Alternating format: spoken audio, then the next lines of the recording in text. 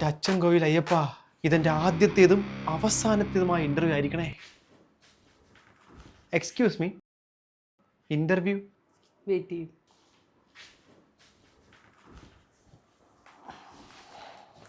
അതെ, എന്നെ കണ്ടിട്ട് എന്ത് തോന്നുന്നു? എന്ത് തോന്നാൻ? അല്ല, ഈ ജോലിയൊക്കെ ചെയ്യുന്ന ഒരാളെ പോലെ തോന്നുന്നില്ലേ? പിന്നെ പക്ഷെ വേറെ ചിലവന്മാരുണ്ട് കേട്ടാ, വീട്ടിൽ വെറുതെ കുത്തിയിരുന്ന് തിന്ന് അവരിക്കുന്നവന്മാര്, അവരെയൊക്കെ അവസാനം കണ്ട ചവിട്ടി പുറത്താക്കുന്ന. ഞാൻ പക്ഷെ തന്നെ കണ്ട അങ്ങനെയൊന്നും പറയില്ല കേട്ടോ. മനസ്സിലാക്കി കളഞ്ഞു. ഇവിടുത്തെ HR ആളങ്ങനെ കിടുക, വേസ്റ്റുകളെ കണ്ട അപ്പ അറിയാം. റിസപ്ഷനിസ്റ്റിന്റെ ഒക്കെ മാനേജറിന്റെ പോറാ. ആരുടെ നിനക്ക് ഇവിടെ ഇരുത്തിയേക്കുന്നത്? ഓക്കെ, ചെല്ലാൻ പറ. നിങ്ങളുടെ HR എത്ര വലിയ കിടുവാണെങ്കിലേ ഞാൻ ഈ ജോലി കൊണ്ടേ വരത്തുള്ളൂ. നോക്കിക്കോ. നടന്നു. B confident.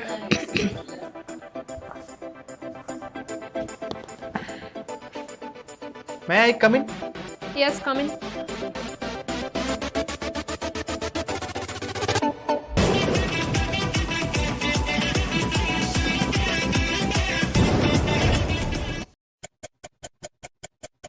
ദൈവമേ, ലോകത്ത് ഇത്രയും കമ്പനി ഉണ്ടായിട്ടും ഞാൻ ഇവളെ വായി തന്നെ ഒന്ന് ചാടിക്കൊടുത്തല്ലോടോ. പെട്ടെന്ന് എന്ത് പറ്റി? ജോലി ചെയ്യാൻ തീരുമാനിച്ച? ജോലി ഇല്ലാണ്ട് വന്നാൽ നിന്നെ ഈ വീട്ടിൽ കയറ്റത്തില്ല. പോടാ പുറത്തു.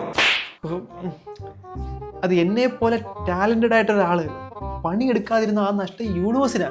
അതുകൊണ്ട് ഞാൻ പിന്നെ ജോലിക്ക് പോകാന്ന് കരുതി. പക്ഷെ നിന്റെ മുമ്പിൽ ഇതുപോലെ ഒന്ന് ഇരിക്കേണ്ടി വരുമെന്ന് ഞാൻ സ്വപ്നത്തിൽ വിചാരിച്ചില്ല.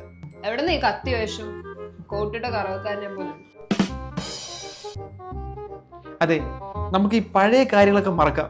പ്രൊഫഷണൽസ് ആയിട്ട് നമുക്കിത് ഡീൽ ചെയ്യാം. താൻ എന്നോട് ഇന്റർവ്യൂലുള്ള റെസ്യൂമിലെ ചോദ്യങ്ങൾ ചോദിക്കൂ, ഞാൻ ഉത്തരം പറയാം. നോക്കട്ടെ നിന്റെ resume. Decision making, communication, managerial skill, empathy. ഇവിടെ നാടാ ഉടായ്പ ഉണ്ടാക്കിയത്. കഫേയിലെ ചേച്ചിക്ക് ഒരു 40 രൂപ എടുത്ത് വീശി. എടാ, നിന്നെ പോലത്തെ ഒരു മരവാഴ എന്തിനാണ് ഈ കമ്പനി എടുക്കുന്നത്? നിന്നെ പോലൊരു മറുവശത്തിന് എടുക്കുമല്ലോ, അതുകൊണ്ട് എന്നെ എടുക്കോടി. എന്താ വല്ലതും പറഞ്ഞോ? കണ്ടന്റ് റൈറ്ററിന്റെ പോസ്റ്റിലേക്ക് നീ അപ്ലൈ ചെയ്തിരിക്കുന്നത്. നീ എന്ത് കണ്ടന്റ് ആണ് ഉണ്ടാക്കിയിരിക്കുന്നത്? അങ്ങനെ പറയരുത്. കള്ളം പറയാൻ പറ്റുന്നവരെല്ലാം നല്ല ക്രിയേറ്റീവ് ഉള്ള ആളായിരിക്കും. ഞാൻ പറഞ്ഞുതരാം. ഇപ്പൊ എനിക്കൊരു എക്സ് ഉണ്ടെന്ന് വെക്കുക, നീയല്ല വേറെ ഉണ്ടെന്ന് വെക്കുക. അവൾ എന്നോട് 10 മണിക്ക് വരാൻ പറഞ്ഞു വെക്കുക. പക്ഷെ ഞാൻ പോണത് 11 മണിക്കായിരിക്കും. അവളോട് എന്താ ലേറ്റാന്ന് ചോദിക്കുമ്പോൾ ഞാൻ ഒരു കള്ളം പറയും. കള്ളം എന്ന് പറഞ്ഞാൽ ക്രിയേറ്റീവായിട്ട് ആലോചിക്കണം. അപ്പൊ നല്ല കള്ളന്മാര് നല്ല കണ്ടന്റ് റൈറ്റേഴ്സാണ്. അതുകൊണ്ട് ഈ കമ്പനിക്ക് ഒരു മുതൽക്കൂട്ടായിരിക്കും ഞാൻ. ഇവിടെ വന്നിട്ടുണ്ടാക്കല്ലേ. നീ നിന്റെ പണി വേണ്ടടി. നിന്നെ ഈ വീട്ടിൽ കയറ്റത്തില്ല. പോടാ പുറത്തു. എന്തേ പോകുന്നില്ലേ? അത് പണിയില്ലാണ്ട് വീട്ടിൽ.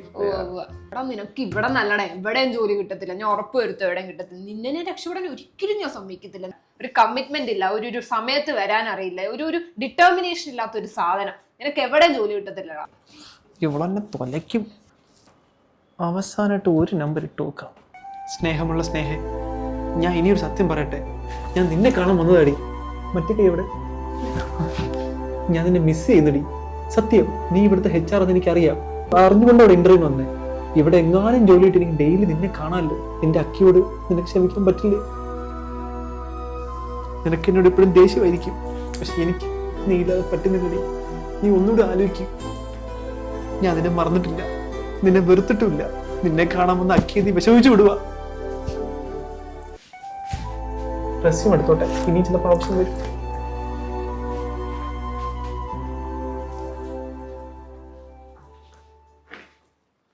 എന്തായി?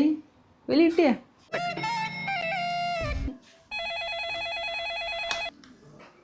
Hello, okay madam. ഡാ നിന്നെടാ, നിന്നെ നാളെ ജോയിൻ ചെയ്യാൻ പറഞ്ഞു.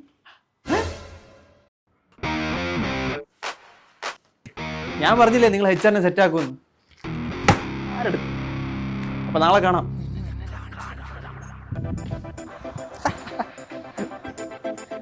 ഇവളെ പറ്റിക്കാൻ ഇത്ര എളുപ്പമാണ്? എന്തൊരു മന്ദബുദ്ധിയാ ഇവള്. നിന്നോടോ സ്നേഹം കൊണ്ടൊന്നും അല്ലോടാ ഞാൻ ജോലി തന്ന. നീ നാളെ വാ, എന്നിട്ട് വേണം എനിക്ക് എന്റെ കാൽക്കലൊരു ചവിട്ടി കൂട്ടാൻ.